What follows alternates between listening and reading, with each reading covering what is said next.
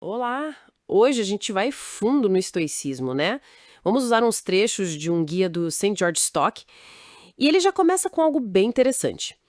Para gregos e romanos, a filosofia era mais que teoria, era quase uma religião prática, sabe? Baseada na razão, não em revelação. Como que eles viam isso no dia a dia? Exatamente. E o estoico, ele eh, contextualiza bem, né? O estoicismo, que foi fundado lá pelo Zenão, século 3 a.C., mais ou menos, não surgiu do nada. Foi tipo o amadurecimento da filosofia grega, sabe? Bebendo de Sócrates, Platão, Heráclito, foi a forma final como a filosofia grega se apresentou para o mundo.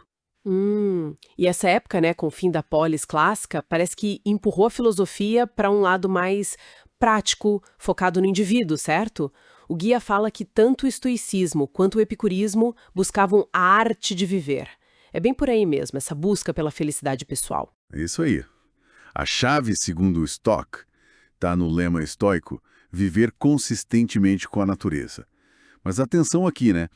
Natureza para eles não é, sei lá, mato. É a natureza humana no seu potencial máximo, a razão. Então, viver segundo a natureza é viver guiado pela razão, pela virtude. É uma visão bem específica. Entendi. O Stocker usa umas analogias ótimas para explicar como eles dividiam a filosofia, né? Lógica, física e ética. Tem aquela do pomar. A lógica é o muro, a física são as árvores e a ética, bom, a ética é o fruto. Isso, ou a do ovo também. Lógica a casca, física a clara, ética a gema.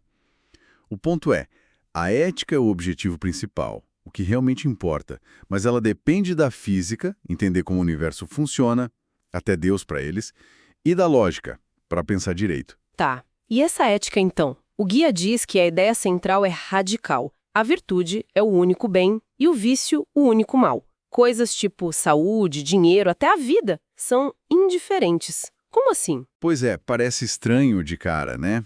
Stock detalha bem isso. É o coração da ética estoica. Essas coisas, saúde, riqueza, vida, morte, não têm valor moral em si. Não são boas nem más por natureza. Espera aí. Mas se saúde é indiferente, por que eu iria no médico? Não faz muito sentido prático? Ou faz? O guia explica essa parte, Explica, sim. e é crucial para entender. É que, embora sejam moralmente neutras, indiferentes, algumas são preferidas, tipo saúde, alguma riqueza, e outras rejeitadas, doença, pobreza extrema. Por quê? Porque umas estão mais de acordo com a nossa natureza, com a nossa constituição, e outras não. Ah, tá. Elas não definem a felicidade, mas, digamos assim, elas dão a direção para as nossas ações práticas, para os nossos deveres do dia a dia. A virtude não está em ter saúde, mas em como a gente busca saúde, ou como a gente lida com a doença, entende? Com coragem, com justiça, com moderação. A virtude está na escolha e na atitude. Entendi. Então o certo seria escolher a saúde, agir para ter saúde, mas sem se desesperar se ficar doente, né? Porque a felicidade mesmo não depende disso. Faz sentido. E as emoções, aquela famosa apatia estoica, como o dia do estoque aborda isso? Parece meio frio, não? É, o termo assusta um pouco. Mas Stock esclarece bem. Apatia para eles não é ser um robô, zero sentimento. É a ausência de paixões irracionais. Coisas como medo paralisante, desejo desenfreado, tristeza profunda, alegria boba. Eles viam isso como erros de julgamento, tipo doenças da alma. Erros de julgamento? Exato. Achar que algo indiferente como perder dinheiro é um mal terrível, por exemplo. O ideal estoico não é eliminar as emoções, mas substituí-las pelas eupateiai, que seriam bons sentimentos, racionais, tipo uma alegria serena por agir virtuosamente, um desejo racional de fazer o certo, uma cautela baseada na razão, não no pânico. Isso me leva à figura do sábio estoico, que o guia descreve como alguém quase perfeito, né? Totalmente racional, virtuoso, imune a erro, a paixão, ao sofrimento externo. Isso é um objetivo real ou mais um ideal, um norte? E aqueles paradoxos que o estoico menciona? Tipo, só o sábio é verdadeiramente livre? É bem mais um ideal, um modelo de perfeição humana, sabe? Para mostrar o potencial da razão. Os paradoxos tipo só o sábio é livre ou rico servem para chocar mesmo, para reforçar a ideia central. A liberdade e a riqueza de verdade não vêm de fora, vêm de dentro.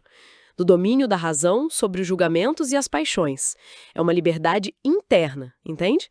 Algo que, na prática, só esse sábio hipotético teria 100%. E essa confiança toda na razão, na nossa capacidade interna.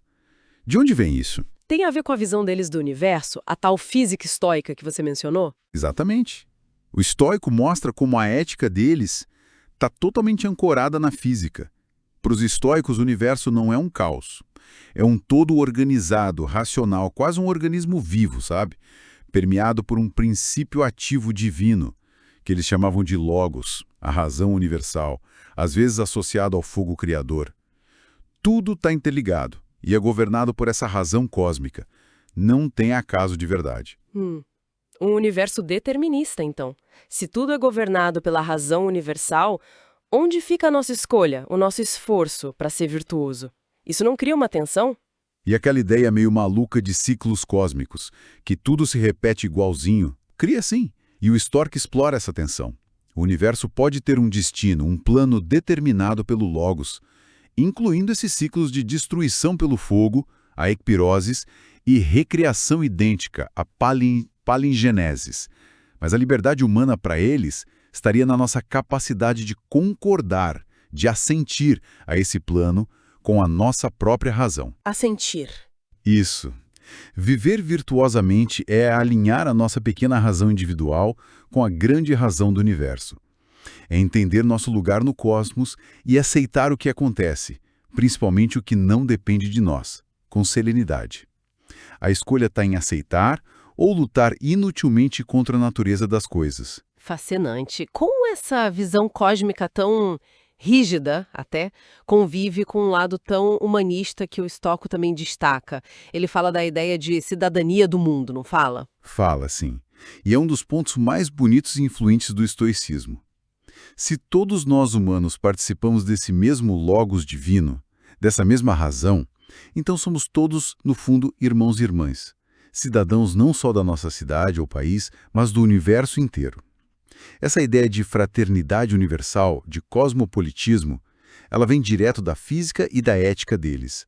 É uma consequência lógica. Então, para a gente ir amarrando, a mensagem principal que o Stoic tira do estoicismo é que a felicidade de verdade, aquela que dura, não vem de fora, de ter coisas ou evitar problemas. Ela vem de dentro, da virtude, de usar a razão, de viver em harmonia com a nossa natureza racional e com a natureza do universo, aceitando que a gente não controla. Seria isso. Perfeitamente resumido. A virtude para eles basta. Ela é suficiente para a felicidade. O foco tem que ser no nosso caráter, nos nossos julgamentos, nas nossas escolhas. O resto, as circunstâncias externas, bom, são indiferentes no sentido moral. A gente lida com elas da melhor forma possível, virtuosamente, mas nossa felicidade não depende delas. E para terminar, fica uma provocação que o próprio guia, de certa forma, deixa no ar. Se esse universo estoico está mesmo destinado a se repetir ciclo após ciclo, exatamente igual, qual o sentido último do nosso esforço individual para sermos virtuosos nesta vida específica, sabendo que tudo vai acontecer de novo, idêntico para sempre? Fica aí para a gente pensar, né, o valor do esforço individual dentro de um ciclo eterno. A equipe Virtual Books Editora agradece sua visita. Se você gostou de nosso canal, por favor, inscreva-se e compartilhe.